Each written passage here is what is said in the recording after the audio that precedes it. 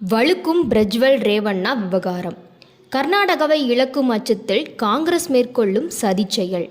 நாடு முழுவதும் பிரதமரை தேர்ந்தெடுப்பதற்கான தேர்தல் பரபரப்பாக நடைபெற்று வருகிறது. முதல் 2 கட்டங்கள் தற்போது நடந்து முடிந்து 3வது கட்டம் மே 7ஆம் தேதி கர்நாடகா, உத்தரப்பிரதேசம் உள்ளிட்ட 12 மாநிலங்களில் வாக்குப்பதிவு நடைபெற உள்ளது. அதனால் தேர்தலை முன்னிட்டு பிரச்சாரங்கள் அனைத்தும் தீயாக நடைபெற்று வருகிறது.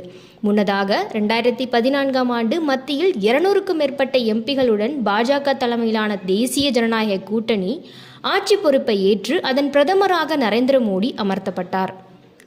அதற்கு பிறகு பிரதமர் நரேந்திர மோடி மேற்கொண்ட பல தொலைநோக்கு திட்டங்கள், மக்களுக்கு வேண்டிய நலத்திட்டங்கள், பெண்கள், விவசாயிகள், இளைஞர்கள் என ஒவ்வொரு தரப்பினருக்கும் வேண்டிய அத்தியாவசிய தேவைகளை பூர்த்தி செய்யும் வகையிலான சிறப்பான திட்டங்களை நடைமுறைப்படுத்தி 2019ஆம் ஆண்டு லோக்சபா தேர்தலிலும் 300க்கும் மேற்பட்ட எம்பிகளை பெற்று மீண்டும் மத்தியில் பாஜக ஆட்சி பொறுப்பை ஏற்றது. இதனால் 2024ஆம் ஆண்டு பாஜகவிற்கு மிக முக்கிய ஆண்டாகவும் மிக முக்கிய தேர்தலாகவும் பார்க்கப்படுகிறது. ஏனென்றால் இந்த முறை பாஜக வெற்றி பெற்றால் அது காங்கிரஸ் மற்றும் அதன் கூட்டணி கட்சிகளுக்கு பெரும் பின்னடைவையும், இனி பாஜக தான் நாட்டின் முதல் மற்றும் முக்கிய கட்சியாக வளர்ந்திருக்கிறது என்பதை உறுதிப்படுத்திவிடும். அது மட்டுமின்றி கடந்த 10 ஆண்டுகளில் பிரதமர் முன்வைத்த பல நலத்திட்டங்கள் இக்காலத்தில் உள்ள இளைஞர்களை தன்வசப்படுத்தி வருகிறது. அதிலும் குறிப்பாக தமிழகத்தில் பல இளைஞர்கள் பாஜக பக்கம் திரும்பி வருவதற்கு அம்மாநிலத்தின் பொறுப்பாளராக நியமிக்கப்பட்ட அண்ணாமலை முக்கிய காரணமாக இருக்கிறார். மேலும் தமிழகத்தில் பாஜகவின் நிலைமையும் தற்போது வேரூன்றி நல்ல வளர்ச்சியை கண்டு வருகிறது. இதனால் இதுவரை தமிழகத்தில் திமுக, அதிமுக என்று இருந்து வந்த நிலைமை மாறி தமிழக அரசியல் ஒரு மாற்றத்தை காணும் என பல முக்கிய அரசியல் விமர்சகர்கள் கருத்து கூறியுள்ளதும், அதற்கு ஏற்றாற்போல் கள நிலவரம் இருப்பதும் திமுக மற்றும் அதிமுகவை கவலையில் ஆழ்த்தியுள்ளது.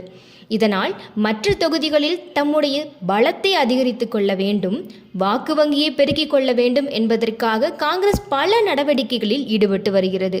அதன்படி முன்னாள் பிரதமரான தேவகவுடாவின் பேரனான பிரஜ்வல் ரேவண்ணா மீது பல குற்றச்சாட்டுகளை முன்வைத்து வருகிறது. அதாவது தற்போது பாஜக கூட்டணியின் வேட்பாளராக லோக்சபா தேர்தலில் போட்டியிடும் பிரஜ்வல் ரேவண்ணா மீது பாலியல் குற்றச்சாட்டை முன்வைத்துள்ளது. தேர்தலுக்கு இன்னும் 1 வாரங்களே உள்ளதால் பிரச்சாரங்கள் கர்நாடகா முழுவதும் வலுவெடுத்து வருகிற நிலையில் சமூக வலைதளம் முழுவதும் பிரஜ்வல் குறித்த ஆபாச வீடியோக்கள் வைரலானது.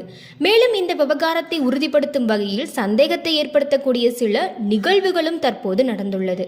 பிரஜ்வல் மீதும் ஜேடிஎஸ் கட்சி மீதும் காரசாரமான விமர்சனங்கள் முன்வைக்கப்பட்டு வருகிறது. இதனால் பிரஜ்வல் ரேவண்ணா மீது 4 பிரிவுகளின் கீழ் வழக்குகள் பதிவாகியுள்ளது. அதனால் இதையே காரணமாக வைத்து காங்கிரஸ் பிரச்சாரத்தை மேற்கொள்ள ஆரம்பித்து விட்டது. முன்னதாக பாஜக, ஜேடிஎஸ் கட்சியுடன் கூட்டணி பேச்சுவார்த்தைகள் ஆரம்பிக்கப்பட்ட போதே இதுபோன்ற பிரச்சனை வரும் என பாஜக மேலிடம் எச்சரிக்கை விடுத்ததாகவும் கூறப்படுகிறது. அதே சமயத்தில் கர்நாடகா மாநிலம் முழுவதும் ரேவண்ணா மற்றும் அவரது மகன் பிரஜ்வல் ரேவண்ணா குறித்து சில பெண்கள் கன்னட சேனல்களில் பகிரங்கமாக குற்றச்சாட்டுகளை முன்வைத்து வருகின்றனர். இந்த நிலையில் இதன் பின்னணியில் என்ன இருக்கிறது, யார் இதற்கு காரணம் என்பது குறித்த தகவல்கள் தற்போது கசிந்துள்ளது. அதாவது காங்கிரஸ் தனது கோட்டையாக கருதும் கர்நாடகாவை இழக்கும் அச்சத்தில் பாஜகவை எதுவும் செய்ய முடியாமல் அதன் கூட்டணியில் இருக்கும் ஜேடிஎஸ் கட்சியை குறிவைத்து இதுபோன்று அவதூறுகளை பரப்பி வருவதாக கூறப்படுகிறது.